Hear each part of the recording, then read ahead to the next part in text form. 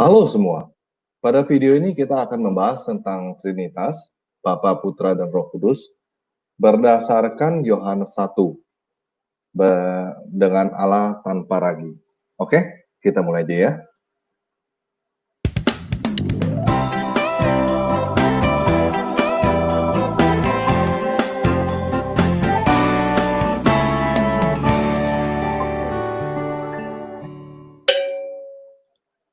Oke, yuk sekarang kita baca dulu Yohanes 1 ayat 1-3 terjemahan baru Lai. Pada mulanya adalah firman. Firman itu bersama-sama dengan Allah, dan firman itu adalah Allah. Ia pada mulanya bersama-sama dengan Allah. Segala sesuatu dijadikan oleh Dia, dan tanpa Dia tidak ada sesuatu pun yang telah jadi dari segala yang telah dijadikan. Yohanes 1 ayat 14 terjemahan baru Lai. Firman itu telah menjadi manusia dan diam di antara kita.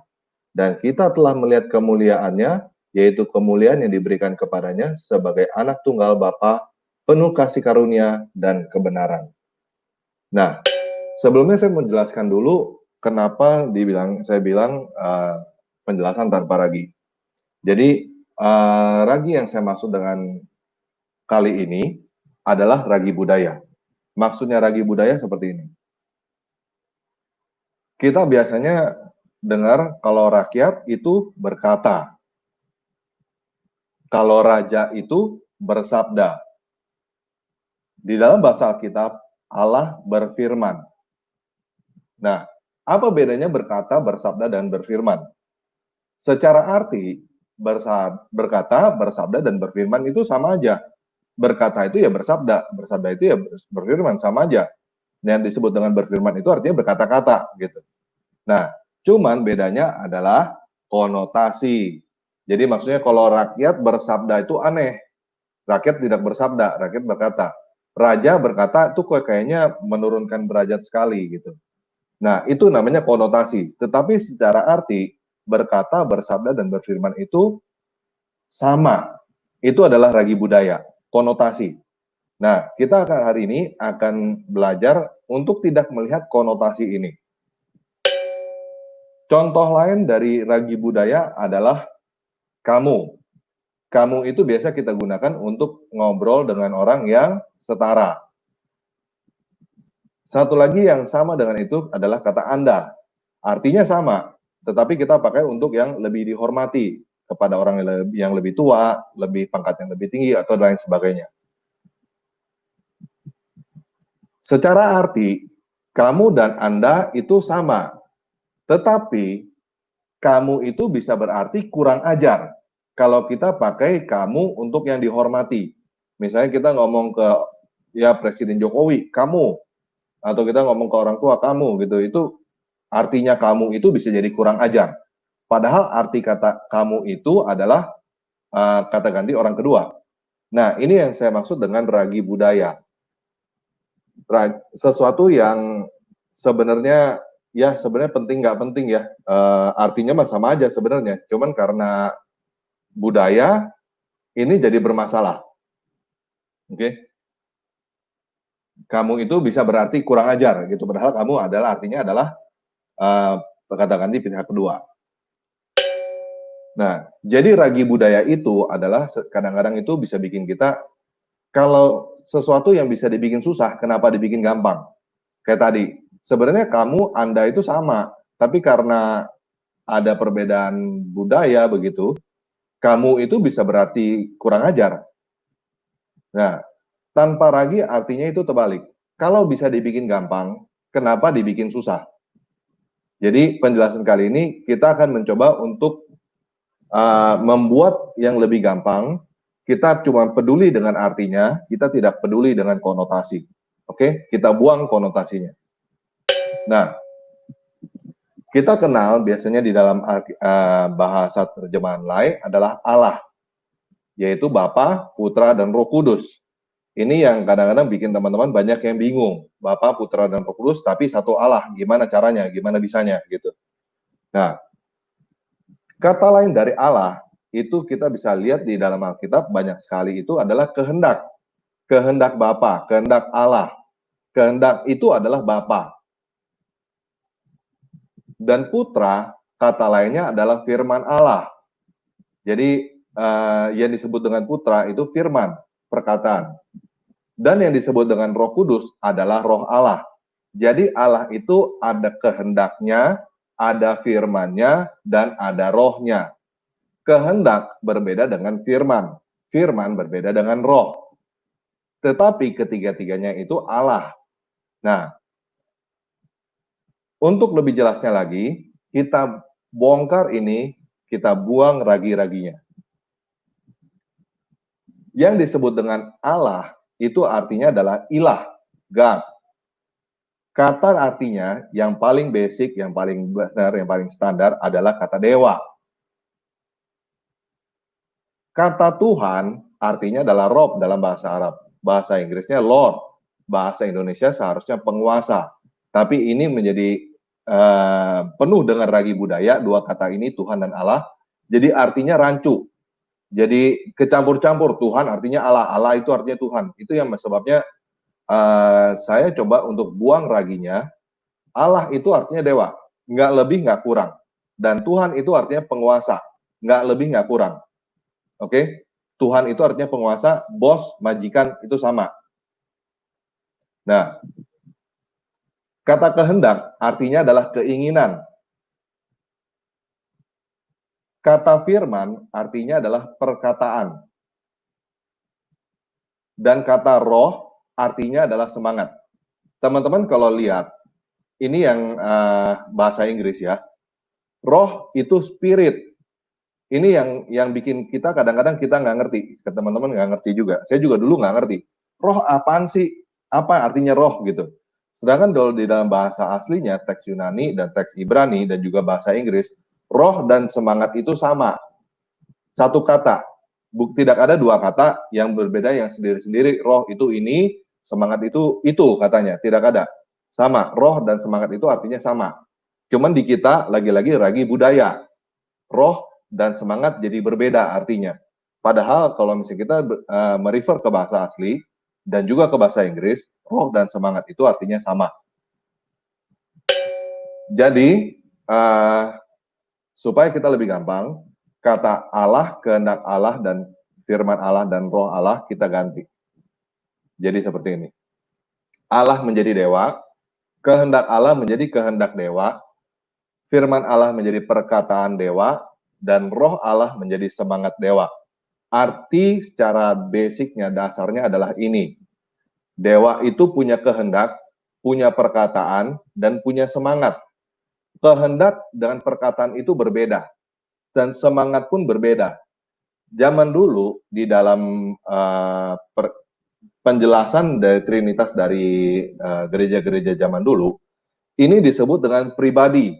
Kehendak disebut dengan pribadi, perkataan disebut dengan pribadi, semangat ini juga disebut dengan pribadi. Nah, kita jadi agak rancu karena ada perubahan bahasa zaman sekarang. Pribadi itu jadi kesannya personality, gimana ya jadinya? Ya anggaplah kayak rumah pribadi, mobil pribadi, itu pribadi, atau juga kepribadian yang bisa jadi kayak orang berpribadian ganda dan lain-lain. Nah, secara arti pribadi yang dijelaskan pada zaman dulu bukannya itu, bukan yang seperti zaman sekarang. Pribadi yang dimaksud adalah karakteristik.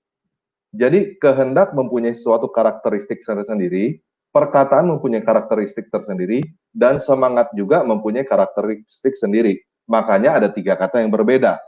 Kehendak itu ya kehendak, keinginan, perkataan itu ya kata-kata, semangat itu ya semangat energinya gitu. Dan itu yang berbeda, tetapi masih sama. Nah, teman-teman pasti bertanya, kalau jadi dewa itu konotasinya berhala. Nah, itu benar, harusnya begitu. Dan harusnya ada pertanyaan, kalau dewa berarti dewa yang mana? Itu adalah pertanyaan yang benar. Kalau teman-teman udah nggak ada pertanyaan itu, tidak bisa dipertanyakan dewa yang mana, itu berarti teman-teman udah salah berpikir, pola pikirnya udah salah.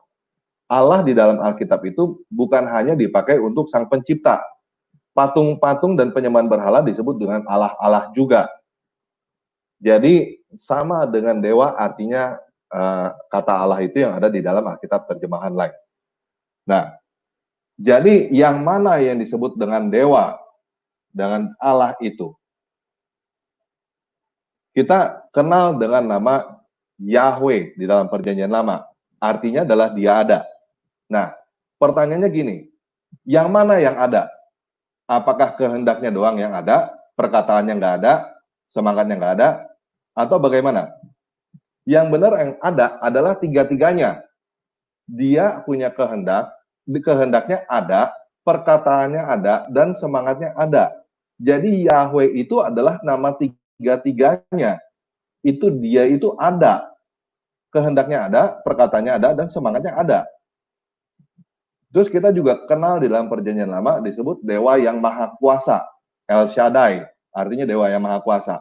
Pertanyaannya yang mana yang Maha Kuasa? Kehendaknya doang yang Maha Kuasa atau semuanya? Yang benar adalah semuanya. Kehendaknya Dia Maha Kuasa, perkataannya Dia Maha Kuasa, dan semangatnya Dia juga Maha Kuasa. Jadi yang namanya El Shaddai itu adalah ketiga-tiganya. Dan itu satu. Jadi tiga-tiganya itu Maha Kuasa. Terus kita juga kenal, sering dengar Yehovah Jireh, Dia yang mencukupi. Nah, pertanyaan siapa yang mencukupi? Perkataannya doang atau tiga-tiganya? Tiga-tiganya yang mencukupi. Dia berkehendak untuk mencukupi, dia berkata-kata untuk mencukupi, dan dia bersemangat untuk mencukupi. Ketiganya ini satu garis, satu. Jadi nggak mungkin kehendak dewa mencukupi, tapi perkataan dewa itu dia tidak mencukupi. Nggak mungkin. Dia itu satu kesatuan gitu. Tapi berbeda memang. Kehendak ya kehendak, perkataan ya perkataan, semangat ya semangat. Tapi tiga-tiganya mencukupi. Karena itu disebut Yehovah Jireh, tiga-tiganya. Nah, satu lagi juga namanya adalah Yesus. Dia adalah yang menyelamatkan. Siapa yang menyelamatkan? Apakah perkataannya doang yang menyelamatkan? Tapi kehendaknya dia tidak menyelamatkan. Enggak gitu guys. Tiga-tiganya adalah yang menyelamatkan. Perkataan dewa itu adalah perkataan yang menyelamatkan. Kehendak dewa juga menyelamatkan. Dan semangat dewa juga menyelamatkan kita. Dan itu sebabnya nama Yesus adalah nama di atas segala nama. Karena di dalam nama Dia yang menyelamatkan itu juga terdapat bukti bahwa Dia itu ada, Dia itu juga maha kuasa, dan Dia juga mencukupi. Itulah sebabnya disebut dengan nama Yesus itu adalah nama yang di atas segala nama. Oke? Nah, teman-teman pasti tetap, saya tahu bahwa teman-teman punya pemikiran konotasinya susah untuk dimengerti pakai kata dewa. Tapi nggak apa-apa. Saya berharap teman-teman bisa terima dulu bahwa kata dewa ini adalah arti. Jadi teman-teman lebih suka pakai kata Allah, lebih suka pakai kata Elohim, lebih suka pakai kata apa, terserah. Yang penting saya menjelaskan kali ini adalah artinya. Arti kata Allah, arti kata dewa, Elohim, dan arti kata yang lainnya itu artinya adalah dewa. Arti kata ilah itu dewa. Oke? Nah, kita juga tahu bahwa di dalam Alkitab yang disebut dengan kehendak dewa itu tidak terlihat. Begitu juga dengan kita. Kita mempunyai kehendak. Kehendak kita itu tidak terlihat. Yang terlihat adalah perkataan kita. Perkataan dewa yang terlihat. Semangat dewa juga tidak terlihat. Yang bisa terlihat itu adalah perkataan dewa. Nah, perkataan itu yang bisa dilihat. Kehendak nggak bisa, semangat pun nggak bisa. Bagaimana caranya perkataan bisa dilihat? Contohnya adalah buku. Teman-teman bisa buka buku, teman-teman bisa lihat kata-kata di situ. Itu adalah kata-kata perkataan yang terlihat. Di dalam perkataan itu terdapat kehendak dan juga terdapat semangat. Oke? Selain itu, kehendak itu juga tidak terdengar. Semangat pun juga tidak bisa didengar. Yang bisa didengar adalah perkataan. Contoh perkataan yang bisa didengar ya seperti sekarang. Saya berbicara kepada teman-teman, dan perkataan saya bisa didengar oleh teman-teman. Di dalam teman-teman mendengar suara saya, teman-teman bisa mengerti kehendak saya, keinginan saya. Teman-teman juga bisa merasakan semangat saya. Tapi yang nyampe di teman-teman adalah perkataan saya. Itu sebabnya perkataan dan semangat dan kehendak itu satu. Nggak mungkin berbeda. Bukan nggak mungkin berbeda, nggak mungkin tiga. Bukan tiga hal yang berbeda, tetapi satu kesatuan gitu. Karena jika saya bilang ke teman-teman gitu, saya mengasihi kamu. Tetapi kalau kehendaknya saya ternyata di dalam hati saya tidak mengasihi kamu, itu ada konflik di dalam hati saya, berarti di dalam diri saya. Itu ngaco. Nah, begitu juga dengan dewa ini, dengan Allah ini. Perkataan Allah yang dia adalah yang menyelamatkan, kehendaknya juga menyelamatkan, semangatnya juga menyelamatkan. Selain itu, kehendak juga tidak bisa disentuh. Perkataan itu bisa disentuh, dan semangat itu juga tidak bisa disentuh. Yang bisa didengar, yang bisa dilihat, yang bisa disentuh adalah perkataan. Yang lainnya tidak bisa. Kehendak itu tidak bisa, semangat pun tidak bisa. Tetapi ketika teman-teman mendengar atau melihat atau menyentuh perkataan, teman-teman menyentuh ketiga-tiganya, juga kehendaknya dan semangatnya. Nah, Yohanes 1 ayat 1 sampai 3 menjelaskan bahwa segala hal diciptakan oleh dewa melalui perkataannya, termasuk waktu. Itu sebabnya pada mulanya adalah firman. Perkataan itulah yang merupakan permulaan. Jadi sebelum ada perkataan itu tidak ada yang namanya permulaan. Tidak ada yang namanya waktu. Oke? Nah, terus Yohanes 1 ayat 14 itu menjelaskan bahwa perkataan dewa datang ke dunia dalam wujud manusia. Nah, mungkin teman-teman agak bingung, ini maksudnya apa? Jadi gini, dewa seperti yang tadi kita bilang punya kehendak, punya perkataan, dan punya semangat. Yang membuat langit dan bumi adalah perkataannya. Jadilah langit, jadilah bumi, dan lain-lain sebagainya itu adalah perkataannya. Itu yang membuat. Dan itu juga perkataan dewa itu juga yang membentuk Adam dari debu tanah serupa dengan gambar dewa. Ini bisa kita lihat di dalam kitab Kejadian. Jadi disebut dengan gambar dewa, dengan rupa Allah di dalam bahasa lain itu, artinya Adam mempunyai kehendak, Adam juga mempunyai perkataan, dan Adam juga mempunyai semangat. Sama seperti dewa. Tetapi, kitab Kejadian berkata bahwa manusia kehilangan gambar dewa akibat dosa. Manusia kehilangan kemuliaan Tuhan, kemuliaan Allah akibat dosa kita. Di dalam Kejadian itu dijelaskan. Tetapi pada dasarnya manusia diciptakan serupa, mirip dengan gambar dewa. Nah, perkataan dewa itu turun sebagai manusia, untuk memperlihatkan bagaimana seharusnya manusia hidup sebagai manusia. Karena perkataan dewa itulah yang originalnya. Jadi kita ini yang mirip dengan dia, bukan dia yang mirip dengan kita. Tetapi kita ini yang agak-agak ngaco, kopian kita ini. Supaya lebih jelasnya lagi, teman-teman kadang-kadang banyak yang bingung, apa bedanya dengan Yesus dengan Adam? Jadi begini bedanya. Perkataan dewa bilang, jadilah buku. Ini saya ambil contoh aja, jadilah buku. Maka buku itu jadi. Jadi buku ini bukan perkataan dewa. Buku ini adalah hasil dari perkataan dewa itu. Inilah yang disebut dengan Adam. Adam adalah hasil dari perkataan dewa itu. Nah, sedangkan Yesus nggak seperti itu. Yesus itu adalah perkataan dewa yang turun sebagai buku, kalau misalnya di sini. Jadi, firman-Nya itu ada di dalam sini, menyatu dengan buku itu. Berbeda dengan Adam. Kalau Adam itu jadilah buku, maka jadilah Adam ini. Tetapi kalau Yesus, ini firman-Nya, perkataannya ini menyatu dengan bukunya. Ini adalah Yesus, ini adalah Adam. Seperti ini. Saya ibaratkan kita ini buku ya, maksudnya ya. Nah, untuk apa sih perkataan dewa di dalam buku seperti ini. Tujuannya adalah perkataan dewa itu bisa disalin oleh buku-buku yang lain. Tujuannya itu.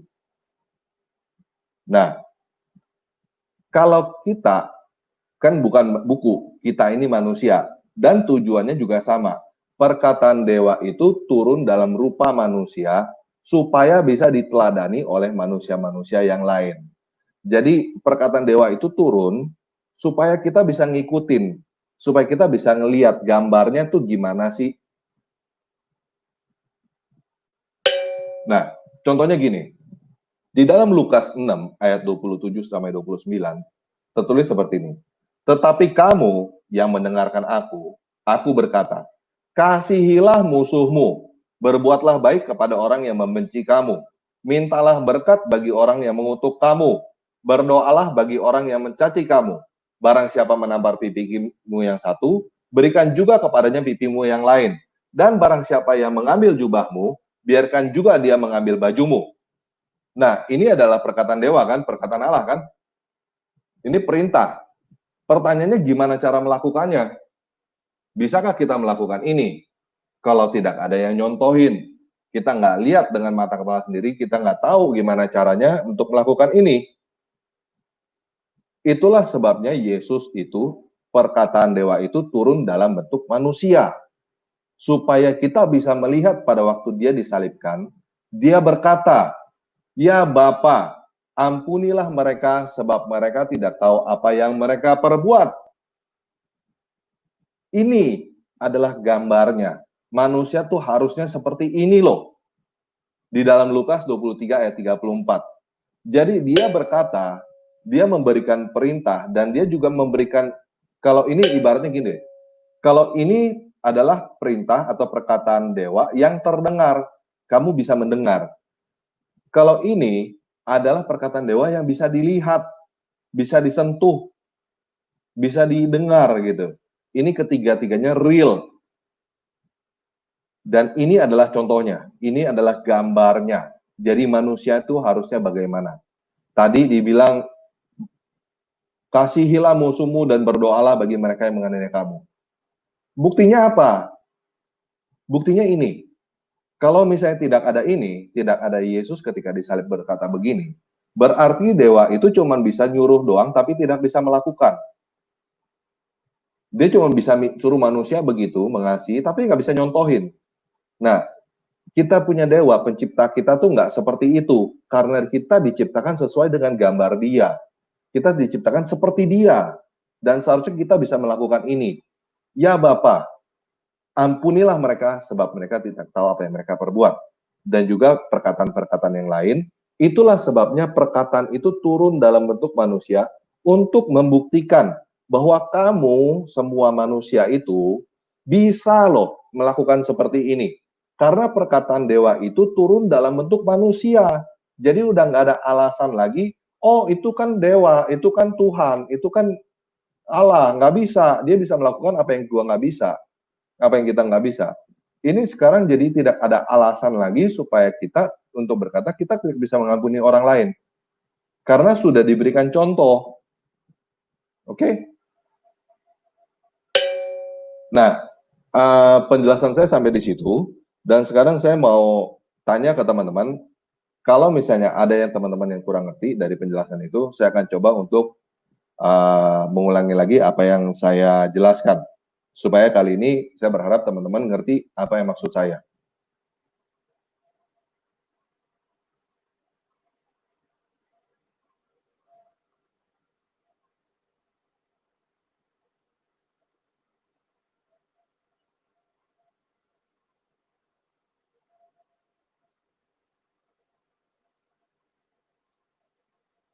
Ya, ini ada dari keluarga Lincoln B. Mani Napitulu. Napitupulu. Tuhan Yesus Kristus adalah Tuhan yang merupakan pribadi Allah. Allah turun ke dunia menjadi anak manusia atau manusia. Dia dalam kurung Tuhan Yesus, pribadi Allah. Dalam kurung memiliki tubuh. Nah, betul. Jadi, Yesus Kristus, saya ulangi ini, perkataan keluarga Lincoln ini dengan perkataan yang Allah tanpa ragi ya. Yesus Kristus adalah penguasa. Dia adalah karakter dewa itu sendiri. Dewa yang turun sebagai anak manusia. Sebagai manusia, dia disebut anak manusia, dan dia disebut juga anak dewa, anak Allah. Karena itu dia memiliki tubuh.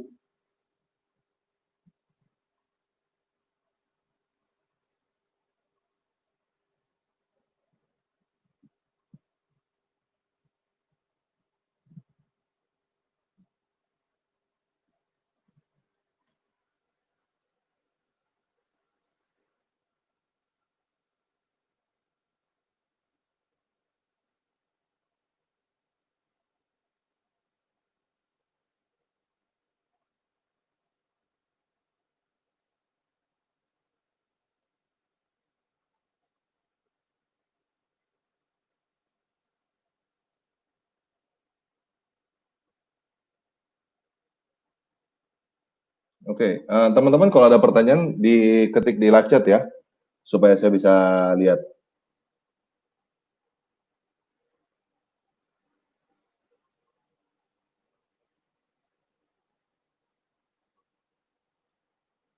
Ya, ini dari Ibnu Kalam, pada mulanya adalah firman, bukan ditujukan kepada awal alam semesta. Nah, jadi gini guys, ketika kita tadi seperti yang dijelaskan tadi, kita diciptakan sesuai dengan gambar dia. Nah, ketika kita mau menciptakan sesuatu, misalnya anggaplah kita mau bikin kue, misalnya. Yang pertama adalah kita punya keinginan, kita punya kehendak untuk bikin kue. Oke. Setelah itu dari keinginan itu kita terjemahkan di dalam kata-kata. Di dalam perkataan kita, saya mau bikin kue. Atau kalau misalnya kita punya teman-teman, atau punya tim, atau punya apa, kita berkata, yuk bikin kue yuk. Nah, itu adalah perkataan. Nah, yang disebut dengan semangat adalah setelah saya berkata-kata, saya tahu mau bikin kue, saya bersemangat untuk bikin kue. Dan ketika saya berkata kepada teman-teman, yuk bikin kue yuk. Dan teman-teman juga, ayo. Nah, itu adalah semangatnya. Kita bikin kue. Jadi kue itu belum ada. Perkataan itu dulu yang ada. Pada mulanya adalah firman. Pada mulanya adalah perkataan. Itu maksudnya di dalam Yohanes 1.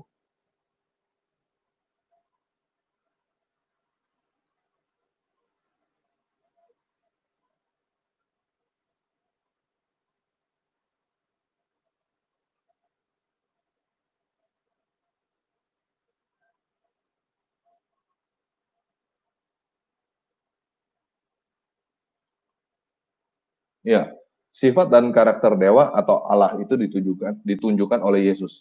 Benar sekali.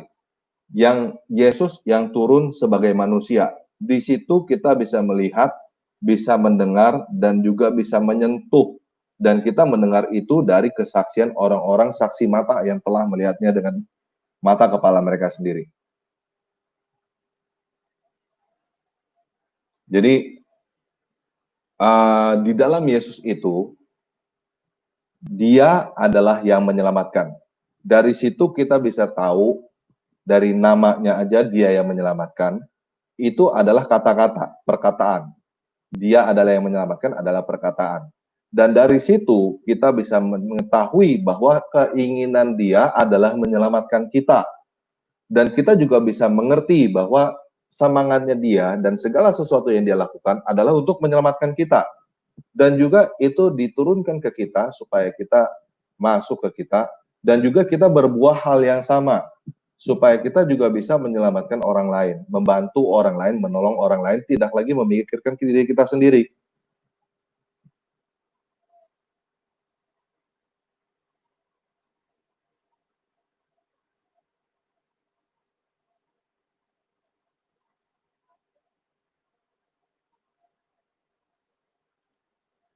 Iya, Chandra NTN. Beda kata-kata sama firman apa ya? Artinya sama. Firman ya artinya kata-kata, perkataan ya artinya firman. Bedanya konotasi yang tadi saya bilang. Kalau Allah berfirman, manusia berkata-kata, gitu. Tapi secara arti sama aja.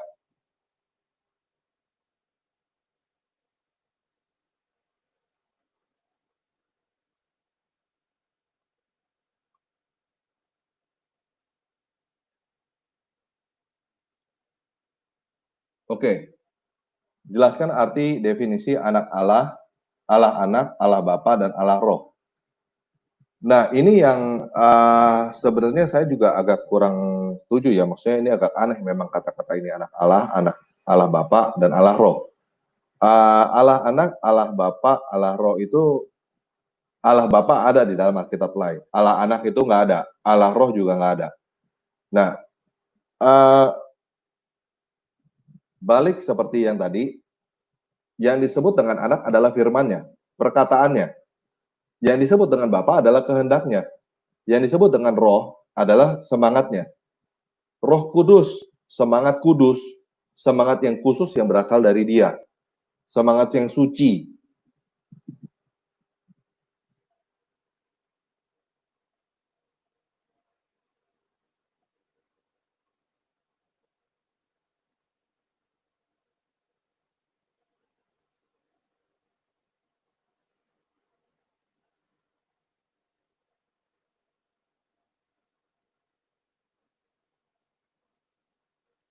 Oke, jadi sekali lagi ya, perkataan itu bukan ciptaan ya guys. Perlu teman-teman juga perhatikan. Perkataan itu bukan ciptaan. Perkataan itu adalah diri individu itu tersebut. Jadi misalnya saya berkata-kata, teman-teman bisa, saya ambil contoh saya sendiri lah. Teman-teman nggak pernah ngeliat muka saya yang sesungguhnya, tapi apakah teman-teman bisa menganalisa saya kalau misalnya pada suatu saat nanti kita ketemu? Bisa nggak kira-kira? Dari mana teman-teman tahu kalau ketemu dengan seseorang itu, seseorang ini sebenarnya tanpa lagi beneran atau bukan? Jadi misalnya teman-teman ya, kita janjian ketemu atau misalnya di tengah jalan atau gimana gitu, ada orang berkata kepada teman-teman, saya sebenarnya tanpa ragi loh. Nah, dari mana teman-teman bisa tahu? Kalau misalnya teman-teman nggak kenal, nggak pernah dengar suara saya, teman-teman nggak bisa tahu. Ya kan? Nggak bisa buktiin. Tapi kalau misalnya teman-teman kenal suara saya, kenal, bukan cuma tahu ya, kenal. Pemikiran saya, keinginan saya, semangat saya, itu bisa ada di dalam perkataan saya yang sekarang teman-teman dengar. Dan nanti teman-teman akan bisa kenal saya kalau kita ketemu dari situ.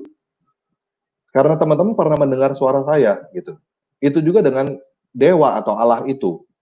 Kita bisa kenal dia dari perkataannya, dari firmannya. Kalau enggak, kita nggak bakal bisa kenal. Itu juga yang sebabnya Yesus berkata, tidak ada satu orang pun dapat datang kepada Bapa tanpa melalui aku. Karena Yesus itu adalah perkataannya. Nggak bisa kita tahu kehendak Bapa, kehendak Allah, kehendak dewa, kita bisa tahu kehendaknya maunya apa, tanpa kita mendengarkan perkataannya, tanpa kita mengenal perkataannya. Kita nggak bisa kenal tuh kehendaknya apa kalau kita nggak tahu perkataannya, nggak kenal dengan perkataannya. Itu sebabnya untuk mengenal dewa, untuk mengenal Allah yang benar, kita harus mengenal perkataannya. Kita harus mengenal sang anak itu yang turun ke dunia sebagai manusia. Oke?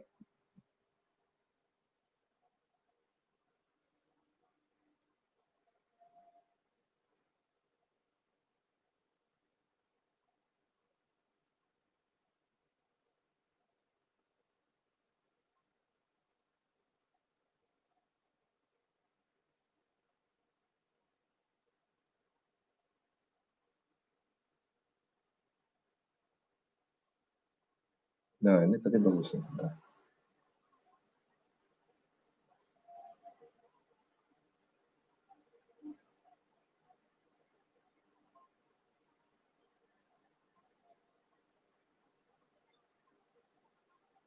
Nah, juga gini, kenapa saya lebih suka pakai kata dewa? Oh, ya, pertanyaan mana ya?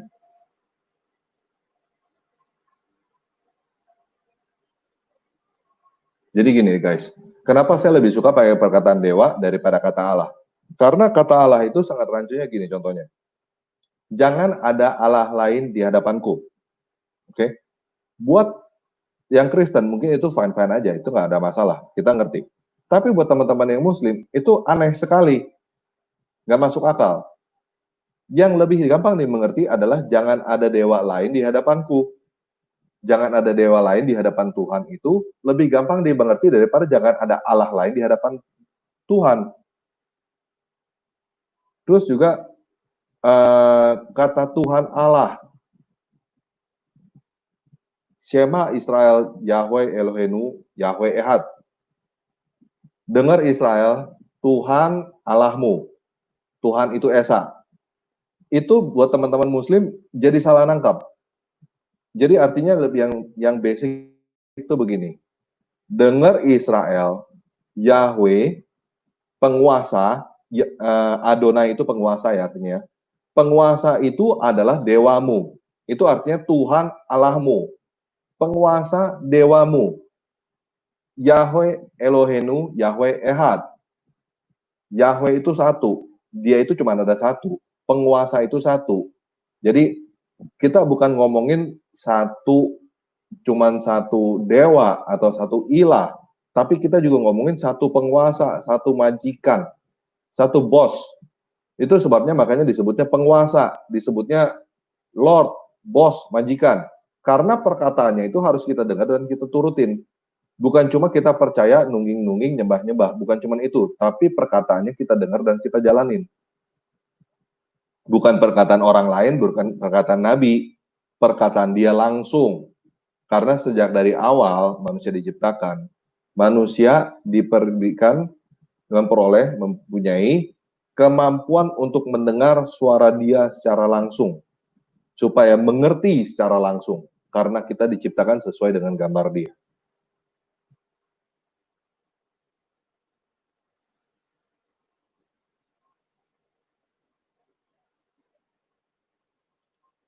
Ya, Mehmet. Saya sebagai Kristen tidak setuju dengan kata dewa, lebih baik dengan kata Allah saja.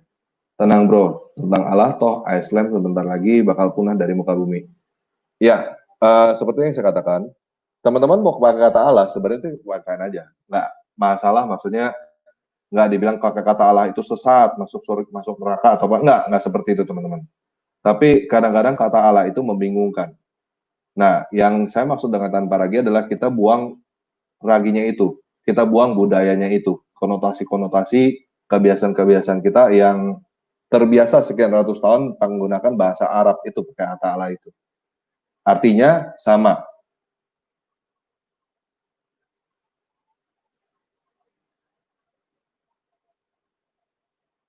Oke?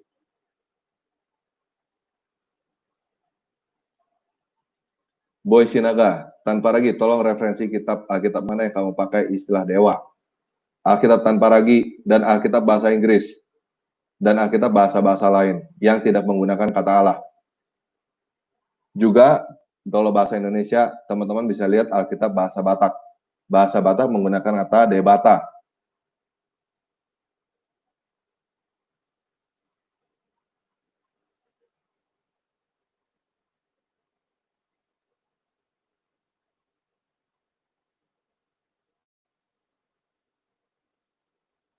Bro, tanpa lagi, agak sulit deh terima kata dewa. Karena kalau dewa itu mengingatkan kita ke arah Bali.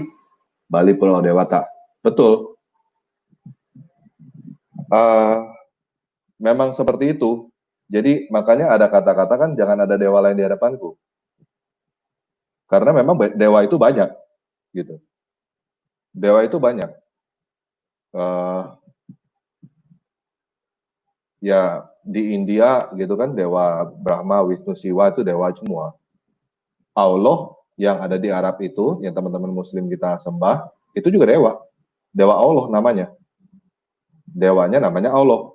Itu yang suka bikin rancu. Buat kita Allah itu adalah cuma kata biasa, cuma gelar. Bagi mereka itu Allah itu adalah nama diri. Itu yang bikin suka rancu. Itu yang makanya penjelasan ini adalah penjelasan tanpa ragi. Apa adanya. Artinya dewa. Nanti pada kenyataannya teman-teman mau tetap pakai kata Allah atau lebih suka pakai kata Elohim, itu terserah. Tapi itu artinya adalah dewa. Termasuk Elohim ya. Di dalam bahasa kita itu artinya dewa. Sesembahan. Ya, bukan sesembahan ya. Lebih tepat gini.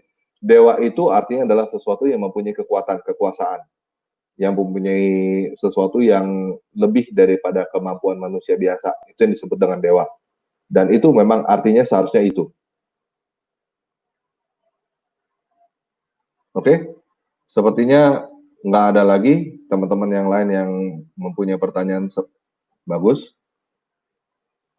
Jadi, kalau teman-teman suka video ini, penjelasannya buat teman-teman cukup jelas, tolong kasih thumbnail ya, thumbs up ya. Juga jangan lupa subscribe dan kasih nyalakan lonceng. Dan juga bagikan video ini ke teman-teman yang lain ya. Oke, sekian video kali ini. Yesus Kristus penguasa kita memberkati.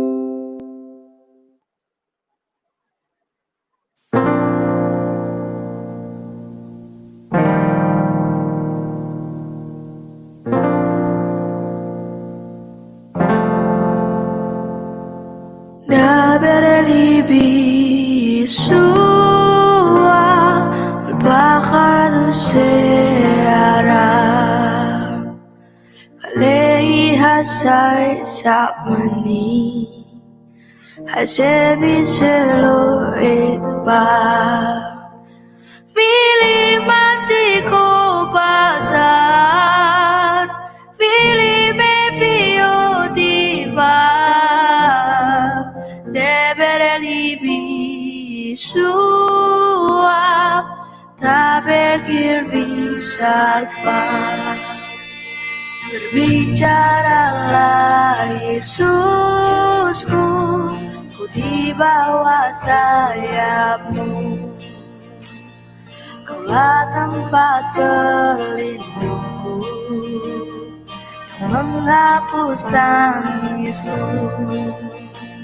kata yang kesembuhan, kata belas kasihan-Mu, bicaralah Yesusku, padamu ada damai.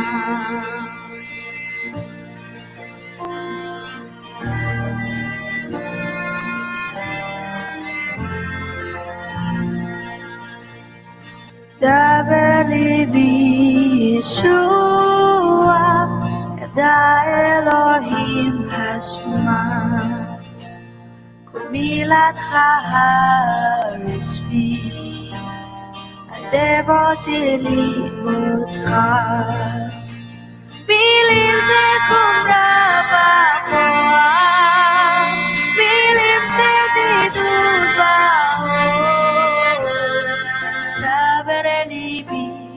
Yeshua Tabkhalis maut berbicaralah Yesusku dengan suara lembut periksalah hati ini ajarku untuk taat bersyukur dalam cintamu menyerah pada rahmatmu bicaralah Yesusku ajarku mengenalmu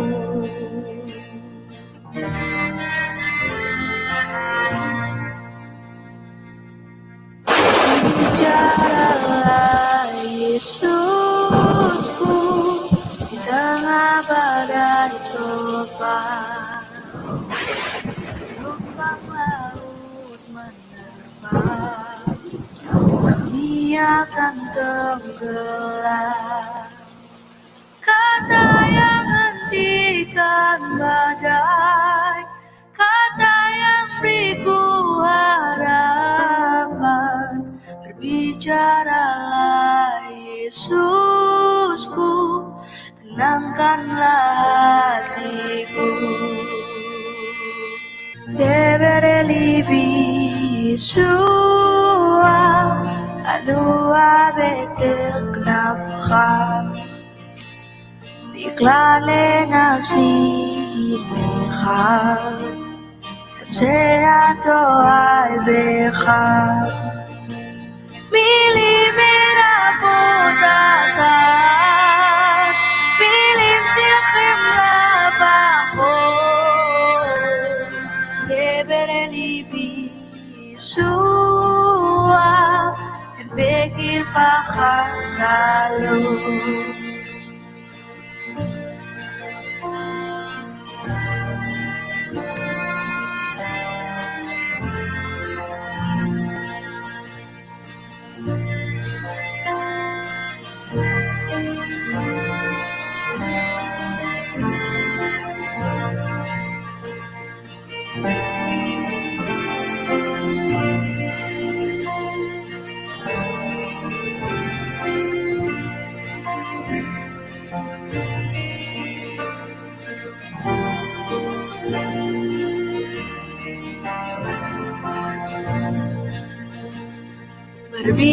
Berbicaralah Yesusku, sang perkataan dewa,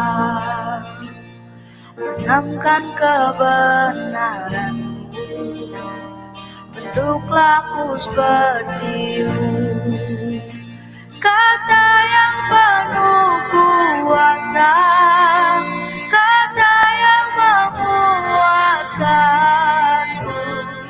Bicaralah Yesusku, batu karang yang teguh. דבר אל ליבי ישוע, בכל sedang mendapat. Yakona libi asweni, dimulai saya leha. Biar terjadi semua, puji sedihkan. דבר אל ליבי ישוע, נתני ברוב קולך.